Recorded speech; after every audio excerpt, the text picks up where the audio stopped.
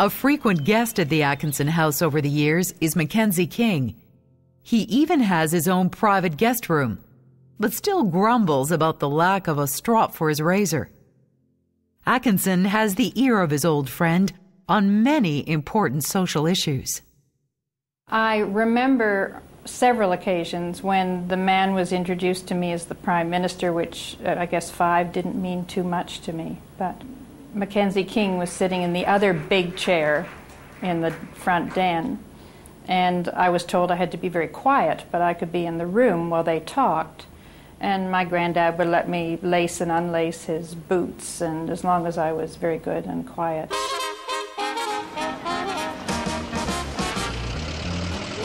The Roaring Twenties is a decade of freewheeling optimism right across Canada.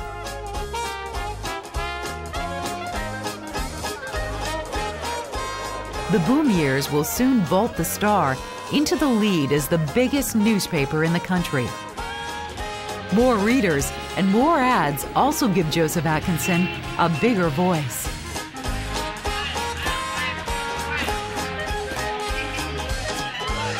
People got their news in those days from the newspapers. There was 8 or 10 editions a day, so when the news happened, you got it that very day in the paper. The 20s also give birth to a new technology, radio. Atkinson and his son Joseph Story launched the #1 radio station, CFCA, mixing popular music, news, church sermons, and hockey broadcasts. The kid line is on the ice. Busher Jackson, Charlie Conacher, and Joe Primo. Maybe they can break the deadlock. In this era of rapid expansion, Atkinson uses his own money to build an impressive new home for the Star on King Street in Toronto. But in 1929, euphoria turns to despair in a heartbeat. Working people watch helplessly as the Wall Street stock market crash demolishes every debt-ridden company. Millions of lives are ruined. They lost their jobs, they lost their houses. Any dreams they had for the future or for their children went right out the window. They were just scrabbling to make ends meet and get the next meal on the table. But even as the Great Depression inflicts deep wounds on the entire continent, Joseph Atkinson faces up to the greatest tragedy of his life. In 1931, after a long illness, Elmina Atkinson dies at the age of 64. Elmina has always been Joseph's soulmate and the conscience of his newspaper.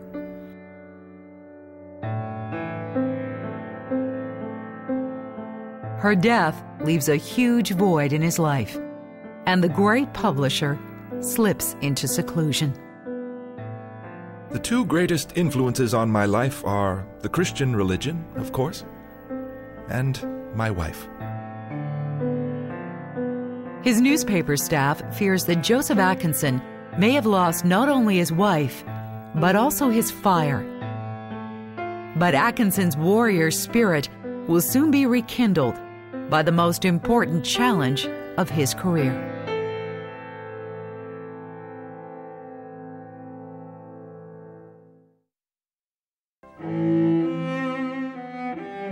In just 5 years, the 30s depression brings Canada to its knees. Industry-rich Toronto is thought to be immune from this fallout. But by 1934, 120,000 people in Toronto are unemployed and on relief. What the Depression did, wasn't create worse conditions for the Canadian poor. Where the Depression made a difference was more often to middle-class people who'd been accustomed to floating above all that poverty and social turmoil and misery as something that wasn't any of their business. Suddenly they found themselves knocked off their raft and deep in the soup. The harrowing images of the unemployed have a profound effect on Joseph Atkinson, a lifelong Methodist now in open conflict with big business.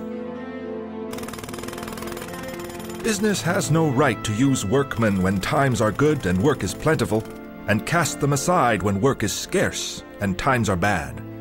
Even the slaveholders did better than that. Let us attack the problem.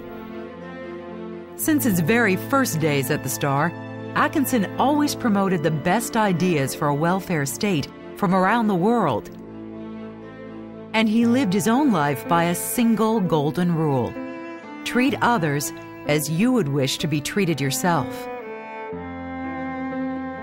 Everyone knows, and some have their knowledge out of bitter experience, that thrift is no guarantee against a penniless old age. That willingness to work is no guarantee against unemployment.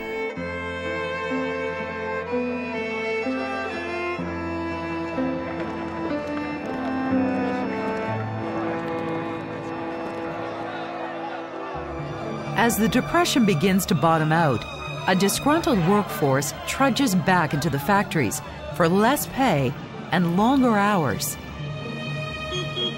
It's fertile territory for trade unions and their new political allies as they press for a new social order. A tough-fisted Army Brigadier General named Dennis Draper is hired as police chief to clamp down hard on Communist Party rallies.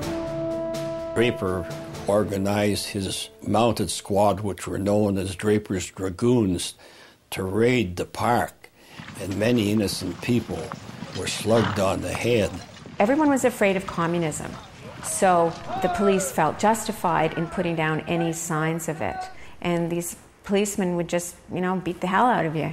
I remember they came to the Star office on that Sunday afternoon with blood coming running down from their head injuries, and the Star made a big thing out of that, rightly so. Rival newspapers accused the Star of being soft on communists, but Atkinson comes out strongly in favor of the people's right to free speech and condemns police brutality. It is up to the courts, not the police, to decide if what is said at a meeting is unlawful.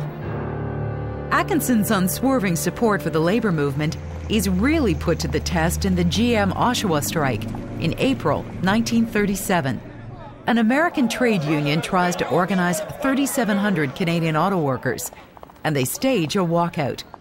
But both GM and Ontario Premier Mitchell Hepburn want a pliant labor force, impotent, cheap, and unorganized by the union recruiters. We know what these agitators are up to. Well, this has got to stop, and we are going to stop it. If necessary, we'll raise an army to do it. Mitchell Hepburn, Premier of Ontario. Hepburn mobilizes an intimidating 500-man force to crush what he sees as a communist uprising. They are ridiculed by the strikers as Hepburn's hussars and sons of Mitch's. Atkinson assigns his top reporters to cover the strike, runs full coverage in the Star, and talks by phone to union leaders almost every day. He put the Star firmly on the side of the workers. No, not against General Motors, which had actually been looking for a settlement, but against the Hepburn government. Atkinson utterly despised a man who probably is in close competition for the worst premier Ontario has ever had in a whole variety of spheres, from performance to private character. After a 2-week deadlock, it is Atkinson himself who helps to broker the deal accepted by both GM and the unions that ends the strike.